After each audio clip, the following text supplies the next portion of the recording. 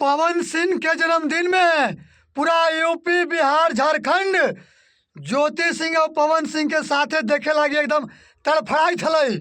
हमू अइबा पूरा खुश, लेकिन देखलीबा कि पवन सिंह स्टेज पर से रोवई हल तू काहे लागी तो जे ना है उनकर याद में। अरे भैया, तो जब उनकर तोरा यादे अबैत तो तू ब्याह काहे ला कर लहू जी? आप एगो लड़की के जीवन बर्बाद न कर दिए। तब हम सही कि हम गलत ना ही वो जानी था, लेकिन हम इतना जानी थे कि ज्योति सिंह आपके कदम से कदम मिला करके प्रचार में चुनाव के साथ दिले हल तो गरीबों के बीच में जा करके कमल बांट रही थी आपका जन्मदिन के दिन। लेकिन आप क्या कर लहू हो? तू रे महाराज तिहन ये करबहू, इतना बड़का तोर नाम हवा जी, इतना लोग प्यार देवे बा, हमने भर भर के दिन छतिया फाड़ देवे तोरा प्यार देवे में। लेकिन भैया तू गलती कर दिल हूँ।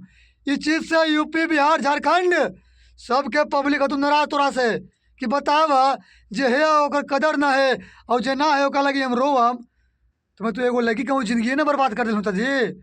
हम गलत कि सही बताइया भैया, लेकिन पवन सिंह गलती कर ले है, तू बहुत बड़का गलती है तू कर दिले।